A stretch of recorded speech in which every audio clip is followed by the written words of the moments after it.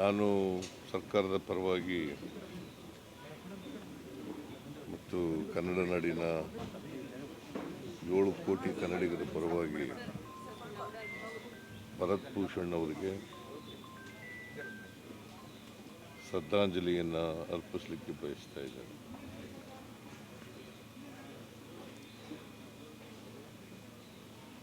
ಇನ್ನು ಚಿಕ್ಕ ವಯಸ್ಸು 41 ವರ್ಷ ವಯಸ್ಸಾಗಿದ್ದು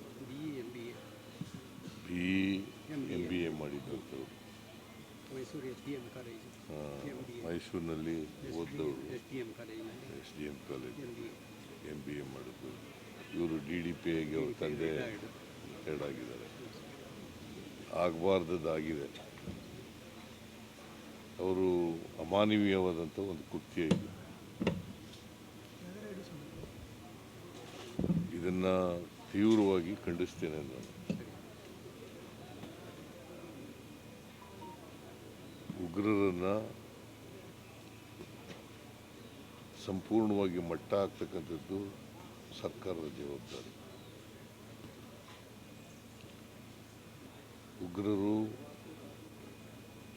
ಉಗ್ರರ ಚಟುವಟಿಕೆಗಳು ನಮ್ಮ ದೇಶದಲ್ಲಿ ಇರಬಾರ್ದು.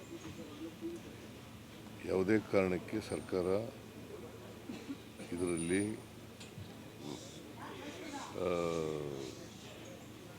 ರಿಯಾಯಿತಿಯನ್ನು ತೋರಿಸ್ತಕ್ಕಂಥ ಕೆಲಸವನ್ನು ಮಾಡಬಾರ್ದು. ಕೇಂದ್ರ ಸರ್ಕಾರದ ಜೊತೆ ನಾವೆಲ್ಲ ಇದ್ದೀವಿ. ಕೇಂದ್ರ ಸರ್ಕಾರಕ್ಕೆ ನಾನು ಒತ್ತಾಯ ಏನು ಮಾಡ್ತೀನಿ ಅಂತಂದರೆ, ಎಲ್ಲ ಉಗ್ರರನ್ನು ಕೂಡ ನಾಶಪಡಿಸ್ತಕ್ಕಂಥ ಕೆಲಸವನ್ನು ಮಾಡಬೇಕು. ಅದಕ್ಕೆ ನಮ್ಮ ಸಂಪೂರ್ಣ ಬೆಂಬಲ ಇದೆ. ಈಗ ನೋಡಿ, ಅಮಾಯಕ ಜನರು ಪಾಪ ಕಾಶ್ಮೀರಕ್ಕೆ ಹೋಗಿದ್ದರು. ಅವ್ರನ್ನ ಹಾಡು ಹಗಲೇ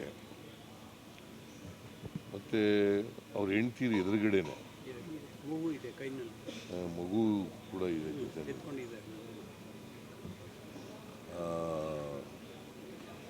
ಶೂಟ್ ಮಾಡೋದಿದೆಯಲ್ಲ, ಅದಕ್ಕಿಂತ ಹೇಯ ಕೃತ್ಯ, ಮನುಷ್ಯತ್ವ ಇಲ್ಲದೆ ಇರತಕ್ಕಂಥ ಕೃತ್ಯ ಇನ್ನೊಂದಿಲ್ಲ. ಈ ಕೃತ್ಯವನ್ನು ನಾನು ಖಂಡಿಸಲಿಕ್ಕೆ ಬಯಸ್ತಾ ಇದ್ದೇನೆ. ಜೊತೆಗೆ ಯಾಕಂದರೆ ಅದೇ ಜಿಲ್ಲೆಯಲ್ಲಿ ಪುಲ್ವಾಮಾ ಇನ್ಸಿಡೆಂಟ್ ಆಗಿತ್ತು. ಪುಲ್ವಾಮಾ ಇನ್ಸಿಡೆಂಟ್ ಆಗಿತ್ತು.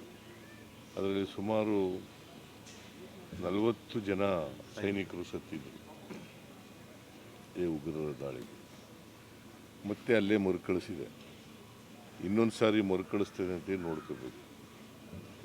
ಅವರು ಎಲ್ಲೇ ಇರಲಿ ಉಗ್ರರು, ಅವರನ್ನು ಪತ್ತೆ ಹಚ್ಚಿ ದೇಶದಲ್ಲೇ ಅವ್ರನ್ನ ಇರಬಾರ್ದು. ಅವರು ದೇಶದಲ್ಲಿ, ನಮ್ಮ ದೇಶದಲ್ಲಿ ಇರಬಾರ್ದು.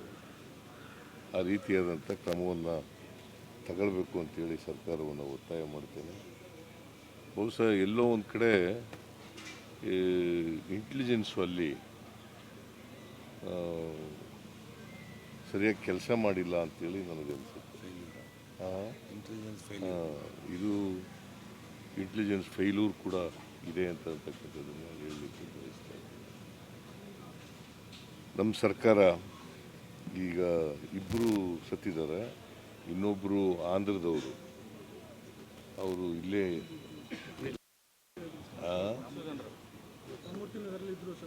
ಅದೇ ಆಂಧ್ರಕ್ಕೆ ತಗೊಂಡೋಗಿದೆ ಅವರು. ಇನ್ನೊಬ್ಬರು ಶಿವಮೊಗ್ಗದವರು, ಮಂಜುನಾಥ್ ರಾವ್ ಅಂತಲ ಮಂಜುನಾಥ್ ರಾವ್. ಅಲ್ಲಿ ನಮ್ಮ ಮಧು ಬಂಗಾರಪ್ಪ ಅವರು ಹೋಗಿದ್ದಾರೆ.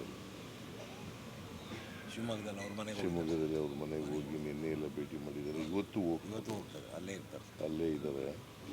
ಇವತ್ತು ಅವ್ರಿಗೆ ಹೋಗಕ್ಕೆ ಹೇಳಿದ್ದೀನಿ ನಾನು. ಸೊ ಇಲ್ಲಿ ರಾಮಲಿಂಗ ರೆಡ್ಡಿ ಅವರು ಇರ್ತಾರೆ. ಕ್ರಿಮೇಷನ್ನಲ್ಲಿ ರಾಮಲಿಂಗ ರೆಡ್ಡಿ ಅವರು ಸರ್ಕಾರದ ವತಿಯಿಂದ ಇರ್ತಾರೆ. ಇವ್ರಿಗೆ ಸತ್ತವರ ಕುಟುಂಬಗಳಿಗೆ ನಮ್ಮ ಸರ್ಕಾರ 10 ಲಕ್ಷ ರೂಪಾಯಿಗಳನ್ನು ಪರಿಹಾರವಾಗಿ ಕೊಡ್ತದೆ. ಯಾವಾಗಲೂ ಕೂಡ ಸರ್ಕಾರ ಅವ್ರ ಜೊತೆ ಇರ್ತದೆ ಅಂತಕ್ಕಂಥ ಮಾತುಗಳನ್ನು ಹೇಳಲಿಕ್ಕೆ ನಾವು ಅದಕ್ಕೆ ನಾನು ಒಂದು ಅಧಿಕಾರಿಗಳ ತಂಡ ಕಳಿಸಿದೆ ಕೂಡಲೇ. ಆಮೇಲೆ ಸಂತೋಷ್ ಲಾಡ್ ಅಂತ ನಮ್ಮ ಕಾರ್ಮಿಕ ಸಚಿವರು ಅವರನ್ನು ಕೂಡ ಕೂಡಲೇ ಕಳಿಸಿದೆ. ಅವ್ರನ್ನ ಕಾಂಟ್ಯಾಕ್ಟ್ ಮಾಡಿ ಡೆಡ್ ಬಾಡಿಗಳನ್ನ ತರಬೇಕು. ಕೂಡಲೇ ಡೆಡ್ ಬಾಡಿಗಳನ್ನ ತಗೊಬಂದು ಅವ್ರ ಮನೆಗೆ ತಲುಪಿಸ್ಬೇಕು.